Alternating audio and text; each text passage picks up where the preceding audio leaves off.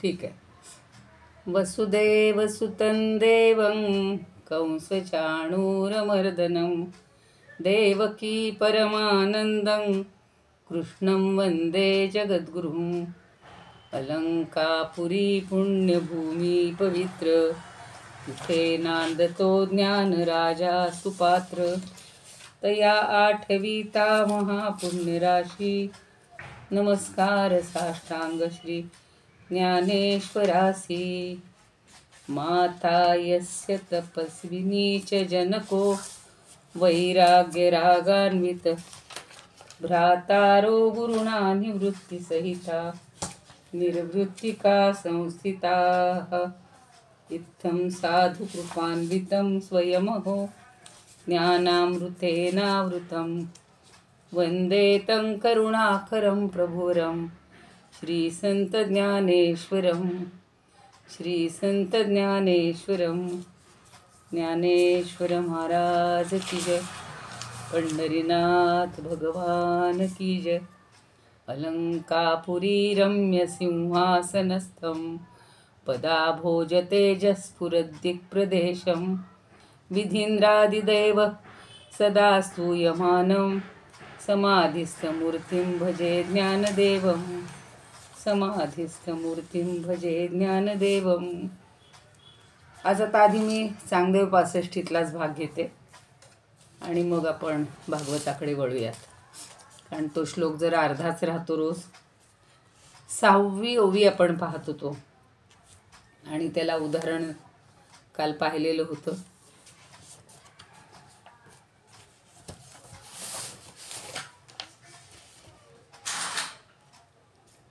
परमाणूंची आमांदिया पृथ्वीपणेन वचेची वाया देवी विश्वस्फूर्ती या झाकवे नाही. तर परमाणूंच्या समुदायामुळं पृथ्वीपणाला कधी बाधा येत नाही, कारण परमाणूंचा समुदाय ही कल्पित वस्तू आहे. त्याप्रमाणे विश्वाची स्फूर्ती हे ज्ञानसुद्धा कल्पनेतलंच आहे आणि तो परमात्मा या कल्पित स्फूर्तीमुळं कधीही झाकला जात नाही. आता ही जरी थोडीशी अवघड भाषा वाटत असली तरी उदाहरणातून आपल्या ते लक्षात येतं. आणि म्हणजे ज्ञानदेव चांगदेवांना पटवून देत आहेत. काय पटवून देत आहेत? की ज्या गोष्टी साकार आहेत. आता त्याच्यासाठी त्यांनी एक म्हणजे अष्टावक्र गीतेतला एक संदर्भ सांगतेय. साकारमनृतं विद्धि निराकारं तु निश्चलम् एकत्वोपदेशेन न पुनर्भव संभवः. म्हणजे काय? साकार ज्या गोष्टी आकारासहित आहेत त्या जगाला तू मिथ्या समज. आपण सुद्धा तू म्हणजे फक्त चांगदेवांना नाही सांगितलेलं, आपण प्रत्येकजण तू मध्येच येतोय. चांगदेवाचेच प्रतीक आहोत आपण. आणि निराकार निश्चल नित्य ओळख म्हणजे ज्याला आकार नाही आहे, जे दिसत नाही आहे. निराकारम तू निश्चितम निश्चलम. आणि एकत्वोपदेशेन न पुनर्भव संभव.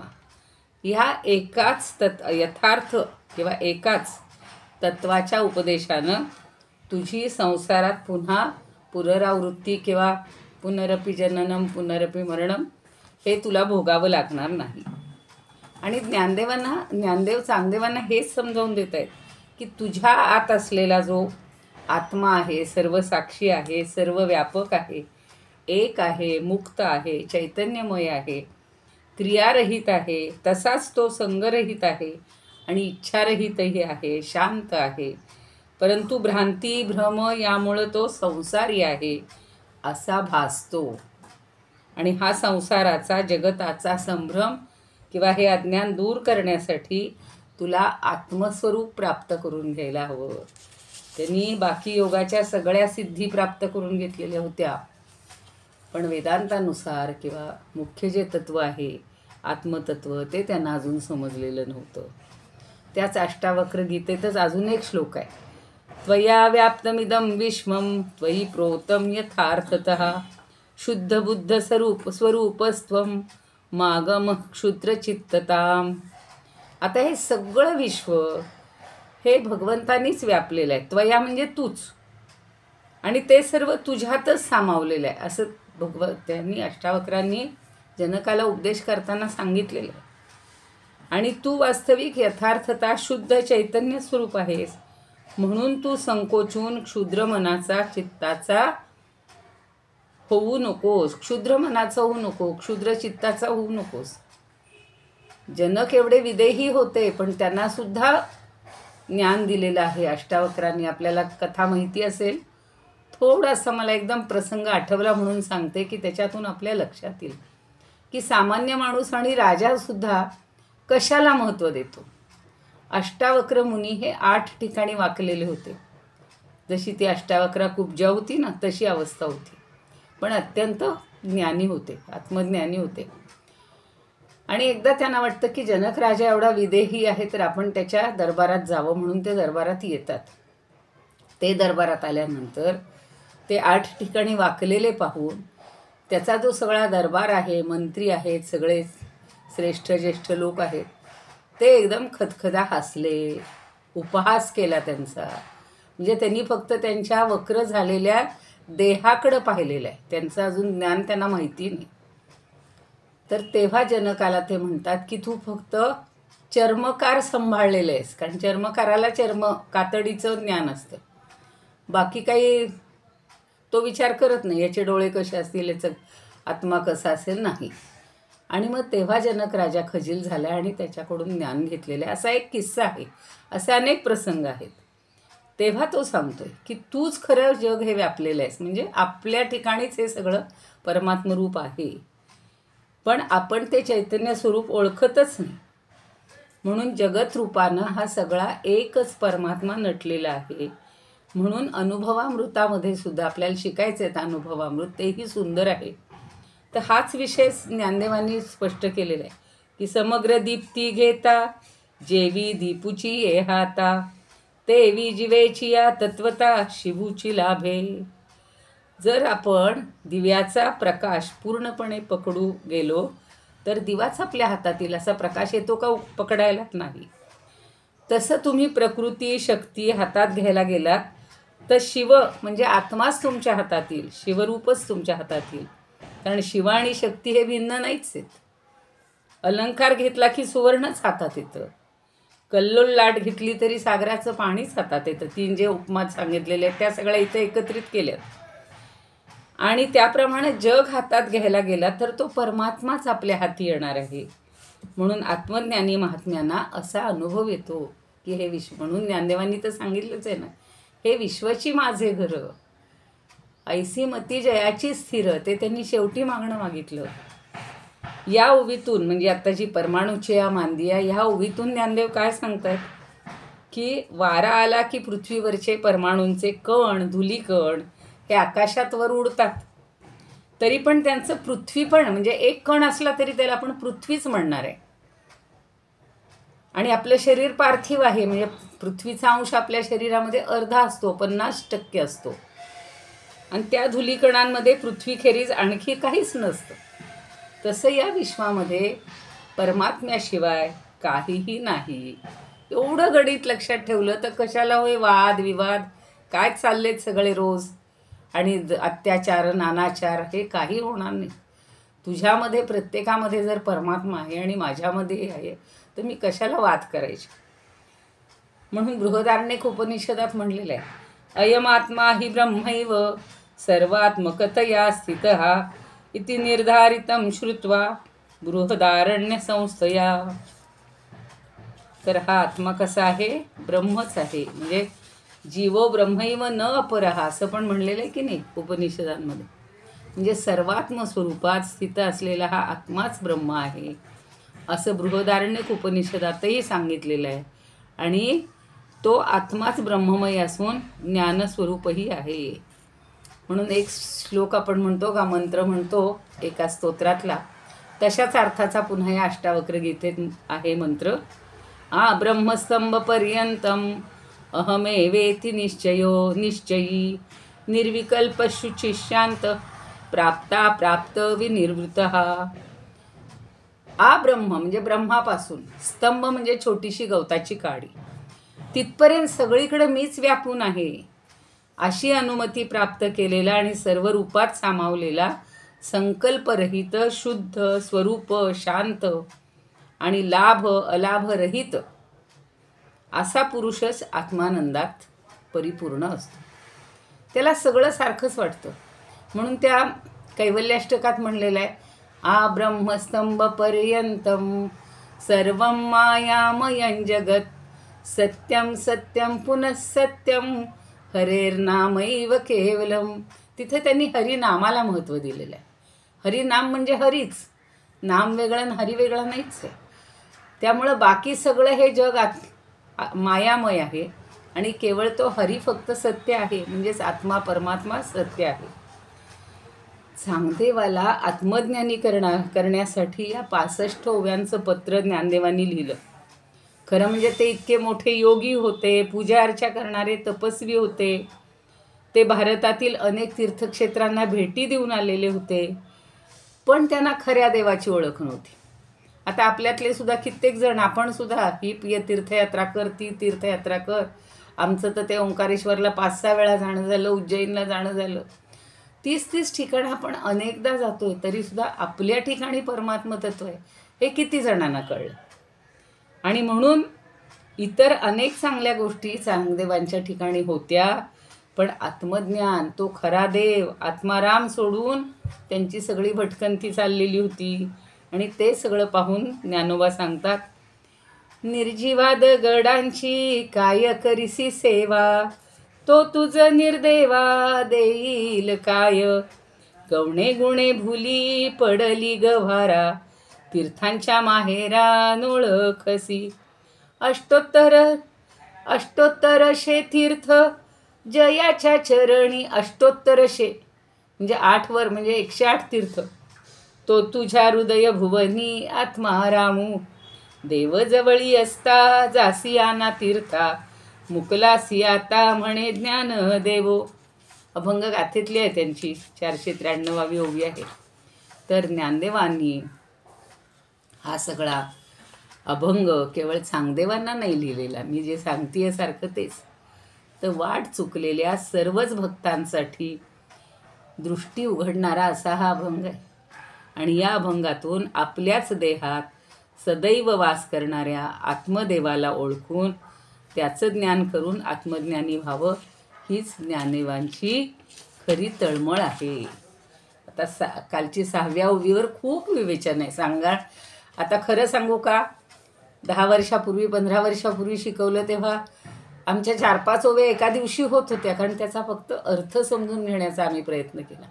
पण त्यातला भाव, त्याच्यातलं जे मुख्य ज्ञान आहे आणि ते समजून आपल्याच आचरणात आणणं, हे आता समजायला लागले. आणि म्हणून अनेक ग्रंथ असतात, पण त्याच्यातून आपल्याला काय घ्यायचं. नाही तर तू म्हणाल काय तेच आमच्या घरात रोज चर्चा चालती, काय तेच सगळ्या ग्रंथात ते. सगळ्या विद्वानांनी, सगळ्या संतांनी हेच सांगितले, पण आपण त्याच्यातलं किती घेतलंय हा भाग आहे. आता 7वी ओवी तर छान आहे बघा. कळांचे पांघुरणे चंद्रमा हरणे हरपी नेणे, हरपो नेणे कावन्नी दीपपणे आननो हे.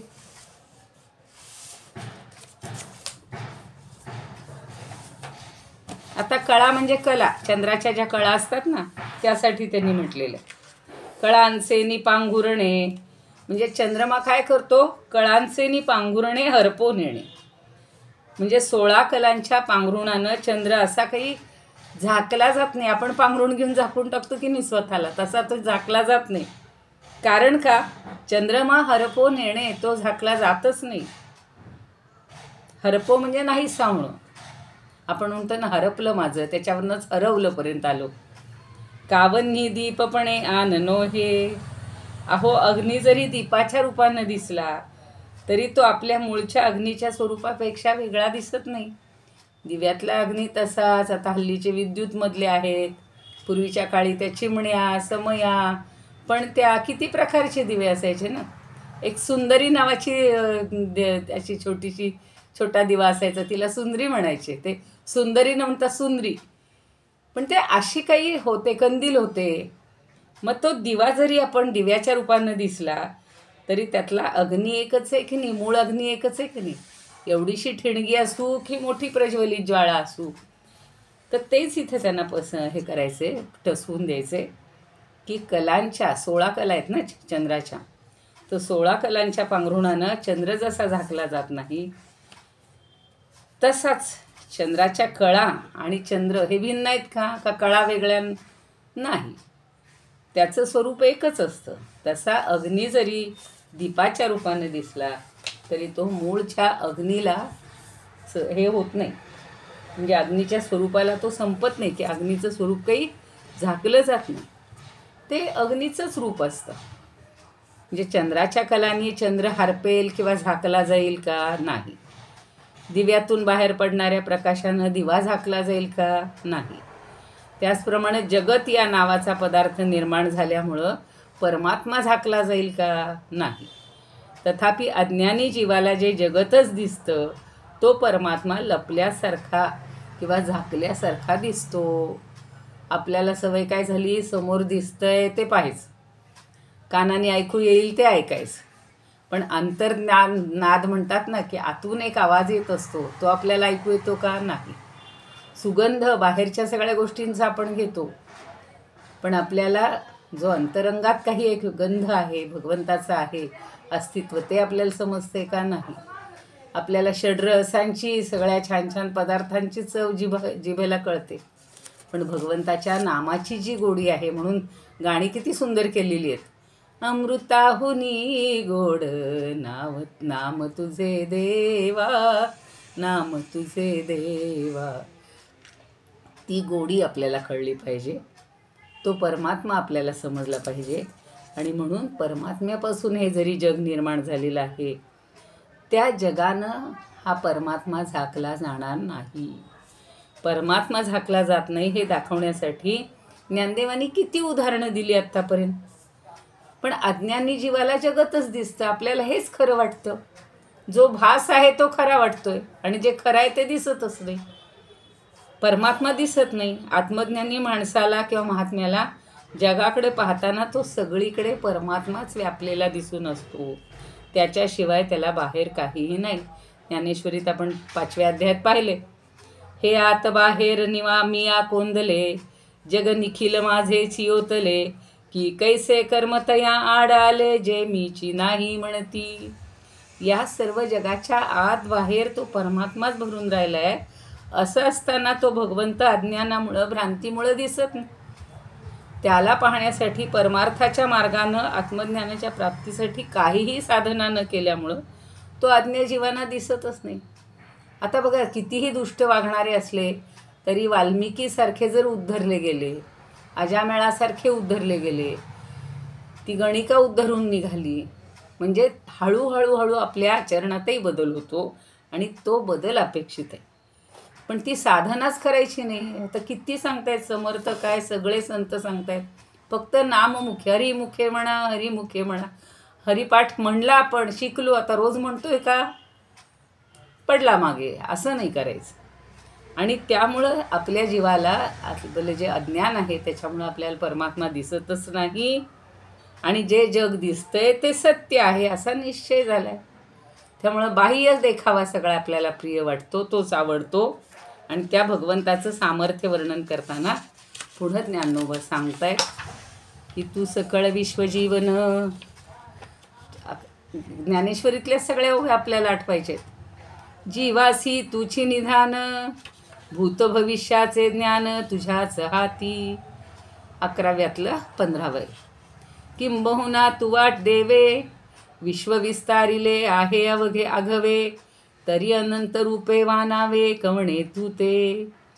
या अखिल विश्वाचं जीवन, जीवाचं निधान, धन तो भगवंतच आहे आणि त्याच्याच ठिकाणी सर्व ज्ञान भरलेलं आहे. त्या भगवंतानं, परमात्म्यानंच या साऱ्या विश्वाचा विस्तार केलेला आहे. आपण लाख म्हणतो मी शून्यातनं सृष्टी निर्माण केली. अहो काय तुम्ही शून्यातनं करणार, भगवंतानी कशातनं केली, आणि आपण आपल्याकडं सगळं क्रेडिट घेत असतो.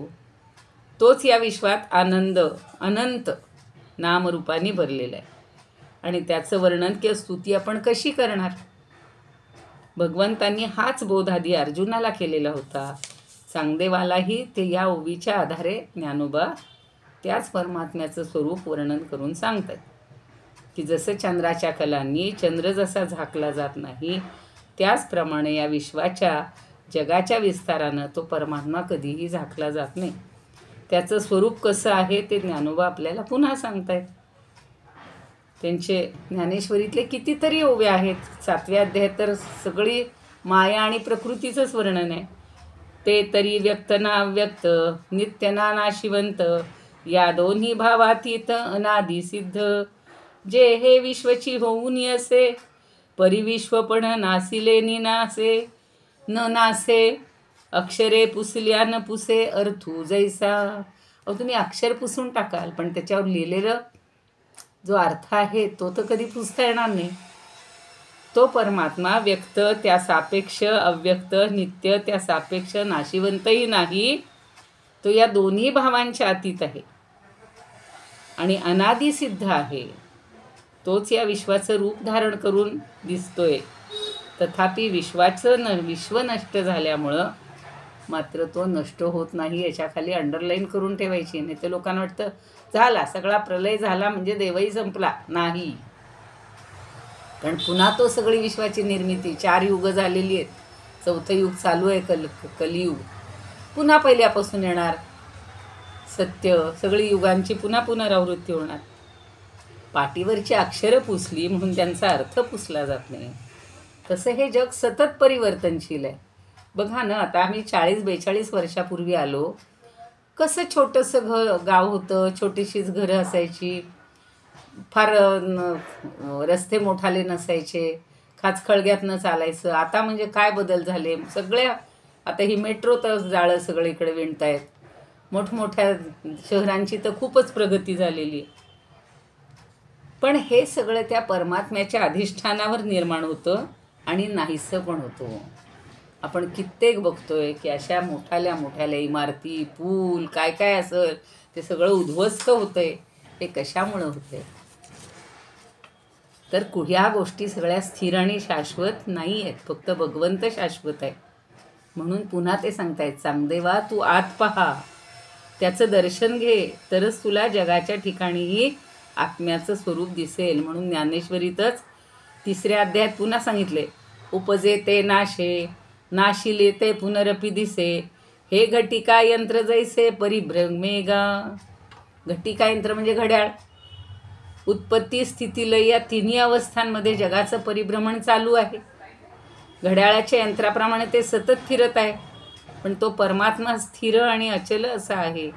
त्याचं ज्ञान करून घे आणि जीवन सार्थकी लाव, त्याला शरणागत व्हावं. म्हणून ज्ञानेश्वरीत 9व्या अध्यायात पुन्हा सांगतात, जो मज होय अनन्य शरण, तयाचे निवारी मी जन्म मरण, या लागी शरणागता शरण्य मीची एकू. अहो त्या भगवंताला अनन्य भावानं शरण गेल्यामुळं तो जन्म आणि मरणापासून भक्ताला मुक्त करतो. आणि त्यासाठी तेच एक शरणागतीचं एकमेव स्थान आहे. म्हणून चांगदेवा तू त्या आत्मदेवाला अनन्य भावानं शरण जा. अशा शरणागतीनंच तो परमात्मा जवळ येतो. आपल्या जवळ येतो म्हणजे काय? तो आहेच, पण आहे तो समजतो, समजायला लागतो, एवढा फक्त फरक आहे. आणि तो तू समजून घे. असं छान आपल्याला चांगदेवा 65मध्ये सुद्धा सगळं हे ज्ञान, हे तत्त्वज्ञान, हे आत्मज्ञान समजायला आनंद होतोय किंवा समजून घ्यायला मला तरी खूप आनंद होतोय. तुम्हाही सगळ्यांना असं वाटत असेल. बघूया आपण थोडा वेळ भागवताचा एक 5-6 मिनिट आनंद घेऊया आणि नंतर काल थोडंसं चर्चा करायला राहिली तर आज पुन्हा एकदा थोडासा वेळ देईन मी त्याच्यासाठी. आता काल पाहिलं की भगवंतांना सगळे भेटले. माता पिता भेटलेले आहेत, सगळ्या गोपी भेटलेल्या आहेत. प्रत्येकाला त्यांनी अगदी कवटाळलेलं आहे आनंदानं, प्रेमभरानं. आणि सगळ्यांनी त्यांना विचारलं, आता आमची आठवण येते का वगैरे. तर असं कधी होत नाही व भगवंत आधी कुणालाच विसरत नाही आहे. आपण सुद्धा बघा, आपले काही अगदी जवळचे कंठस्थ असतात, नाही विसरत, म्हणजे पुढच्या जन्मात सुद्धा कधी कधी आठवण येते म्हणतात. आता भगवंतांच्या ज्या सगळ्या पट्टराण्या आहेत त्या पट्टराण्यांशी द्रौपदीचा संवाद, कारण काल कुंतीचा वगैरे संवाद आपण पाहिलेला की तिलासुद्धा असं वाटतं की आमच्या दुःखाच्या वेळेला काही तुम्ही लक्ष दिलं नाही किंवा फार हे केलं नाही, पाहिलं नाही, भेटलं नाही, असं त्या सगळ्या इतरांना त्या म्हणत होत्या. आता भगवंतांच्या ज्या पट्टराण्या आहेत, आपण जी लग्न झालेली होती सगळी, म्हणजे रुक्मिणीपासून सत्यभामेपासून जांबुवंती, तर त्यांचे अगदी छोटे छोटे किस्से इथं सांगितलेले आहेत. फार आज पुनरावृत्ती घेत नाही मी, पण गोपींचे गुरु आणि प्राप्तव्य अशा भगवान श्रीकृष्णांनी त्यांच्यावर कृपा केली आणि नंतर युधिष्ठिराला आणि अन्य संबंधितांना खुशाली विचारली. आणि मग श्रीकृष्णाच्या चरणकमलांचं दर्शन घेण्यामुळंच सगळ्यांचं पाप नष्ट झालं. त्या त्रैलोक्यनाथानं सगळ्यांचा सत्कार केला, त्यांची खुशाली विचारली आणि ते सगळे आनंदित होऊन आपल्या मनातील सगळं जे भाव आहे तो त्यांच्या चरणारविंदा ठिकाणी सगळं अर्पण करतात. जे लोक आपल्या कानांच्या द्रोणात त्यांचं रूप किंवा त्यांचं ज्ञान सगळं भरभरून पितात, त्यांचं कधी अमंगल होईल का हो? म्हणून म्हणतात ना की क्षणभरसुद्धा विसावा नको, सतत मला भगवंताचं गुणगान करायला मिळू देत, वाणीनं, श्रवणानं तेच ऐकायला मिळू देत, नेत्रांनी तेच पाहू देत, असं सारखं ज्या भक्ताला वाटतं ना, ते भक्त त्याला खूप प्रिय असतात. आणि म्हणून भगवान काय करतात, ते सगळेजण त्याची स्तुतीच करतायत खूप. तर या सगळ्या तिन्ही अवस्था तुमच्यामुळेच आहेत वगैरे सगळ्यांनी खूप सांगितलेलं आहे. आणि मग शुक म्हणतात की इतर लोक ज्याप्रमाणे अशी सगळी भगवंताची स्तुती करत होती, त्याच वेळेला इकडे पुरुषांचं चाललं आहे. आपल्याकडं पण बघा, असं लग्न बिग्न असलं की बायकांचे वेगळे समूह जमतात, त्यांच्या गप्पा वेगळ्या होतात. तशा यादव आणि कौरव यांच्या ज्या स्त्रिया होत्या त्या सगळ्या आपापसात भगवंताच्या त्रिभुवन विख्यात लीलांचं वर्णन करतायत. आणि त्या आता ते वर्णन बघा, द्रौपदी काय सांगतेय. आता द्रौपदी विचारते, जसं बघा रामायणात सुद्धा जिथं जिथं राम सीता सगळे गेलेले आहेत तर त्या त्या ऋषीपत्न्यांनी त्यांची चौकशी केलेली आहे, ज्यांच्या पत्नी होत्या त्यांनी. तर तसं आता द्रौपदी रुक्मिणीला म्हणते, अगं भद्रे, सगळ्यांची बरं का एकदम नावं घेतलीत, जांबवंती, सत्ये म्हणजे सत्यभामे, कालिंदी, शैब्ये, लक्ष्मणे, रोहिणी आणि अन्य श्रीकृष्ण पत्न्यांनो, स्वतः भगवान श्रीकृष्णांनी आपल्या मायेनं लोकांचं अनुकरण करीत तुमचं कोणत्या प्रकारे पाणी ग्रहण केलं ते मला सांगा. आता तिला काही ते माहिती नाही, प्रत्येकीचं लग्न झालेलं आणि त्या कशा आलेल्या आहेत, तर ते सगळं त्यांनी खूप छान सांगितलेलं आहे. रुक्मिणीचं तर आपल्याला माहिती आहे, पण ती सांगते, तिच्या तोंडून ऐकायचं. ती म्हणते की माझा विवाह शिशुपालाबरोबर ठरला होता. जरासंधाधिक राजे सगळे शस्त्रास्त्रांनी सुसज्ज होऊन आलेले होते आणि सिंहानं शेळ्या मेंढ्याच्या कळपातून आपली शिकार न्यावी, तसं म्हणे भगवंतांनी अजिंक्य वीरांच्या मस्तकावर पाय देऊन भगवंत मला रथात घालून घेऊन आले आणि त्या लक्ष्मी निवासांच्या चरणाची सेवा करायला मला मिळाली आणि माझी एवढी इच्छा पूर्ण झाली. तसं सत्यभामा सांगते की तिचा जो भाऊ असतो प्रसेनजित, आणि प्रसेनाच्या वर आळ आले म्हणजे तो शोधायला गेलेला असतो, जांबुवन मणी जो आहे तो, आणि त्याच्या नादात त्याचा सिंहाकडून तो ठार मारला जातो वगैरे. आणि श्रीकृष्ण बघायला गेला तर श्रीकृष्णावरच तो आळ आलेला की त्यांनीच त्याला मारलं म्हणून ती सांगते की माझ्या भाऊ प्रसेनाच्या मृत्यूमुळं अतिशय दुःखी झालेल्या माझ्या वडिलांनी काय केलं तर त्या वधाचा आरोप भगवंतांच्यावर ठेवला. मागची कथा आठवत असेल, थोडीशी आठवा. आणि तो कलंक दूर करण्यासाठी त्यांनी वृक्षराज जांबुवानाला जिंकून त्याच्याकडून ते रत्न मिळवून आणलं. ते जांबुवंताला मिळालेलं असतं आणि ते त्यानं माझ्या पित्याला दिलं. मग आता खोटा आरोप ठेवल्या कारणामुळं माझे वडील जरा घाबरले झाले आणि म्हणून त्यांनी काय केलं तर त्यांनी माझा विवाह दुसऱ्याशी ठरवला होता, पण तरीसुद्धा त्यांनी त्या सेमंतक मण्यासह मला देऊन टाकलेली आहे भगवंताला. मग नंतर भगवंतांनी तोही पुन्हा त्याला परत केलेला होता की मला नको. त्या सेमंतक मण्याचं खूप आपण ऐकलेलं आहे, ती फेराफेरी इकडून तिकडे असा तो झालेला आहे. आता जांबवंती ती आहे, आता जांबुवंताचीच कन्या, तर तीही सांगते की हेच माझे आपले स्वामी भगवान सीतापती आहेत, नाही का. पूर्वीच्या काळातही जांबुवंत त्याचाच वृक्ष म्हणजे अस्वल रूपात होता, त्यांनीच त्या हनुमंताला प्रेरणा दिलेली होती, ते जांबुवंत. तर ती म्हणते तेच सीतापती भगवान, आता हे जे आत्ता भगवान आहेत तेच माझे म्हणजे पूर्वीचे सीतापती आहेत. आणि ते सुद्धा माझ्या वडिलांना जांबवनाला न कळल्यामुळं ते 27 दिवसपर्यंत त्यांच्याशी लढत राहिले होते. आणि जेव्हा हे लक्षात आलं तेव्हा वडिलांनी त्यांचे पाय धरून स्यमंतक मण्यासह मला देऊन टाकली. ते मणी किती जणांकडे गेला आणि त्यामुळे यांना त्या सगळ्या पत्नी मिळालेल्या होत्या. तर अशी ही म्हणजे मी एक दासीच आहे म्हणते, अशी ही माझी कथा आहे. तर कालिंदी पुढं सांगती आहे, मित्राविंदा सांगती आहे, सत्या सांगती आहे, सत्यभामाचं सांगितलंच आता, भद्रा म्हणती आहे. तर ह्या सगळ्या कथा जरा उद्याच आपण बघूया. फक्त थोडंसं आज सुतोवाच करून ठेवलं. जांबवंतीपर्यंत आलो आपण. सत्यभामा आणि रुक्मिणी या महत्त्वाच्या होत्याच. पुन्हा त्या लक्ष्मणा वगैरे कालिंदी सगळ्यांची जी काही चर्चा झाली ती आपण पाहूया. थोडंसं तुमच्याशी सगळ्यांशी बोलणं काल राहिलेलं होतं. प्रार्थना म्हणून घेते. योगेशं सच्चिदानंदं वासुदेवं व्रजप्रियं धर्मसंस्थापकं वीरं कृष्णं वन्दे जगद्गुरुं. कृष्णाय वासुदेवाय हरये परमात्मने प्रणतः क्लेशनाशाय गोविंदाय नमो नमः. धन्यवाद.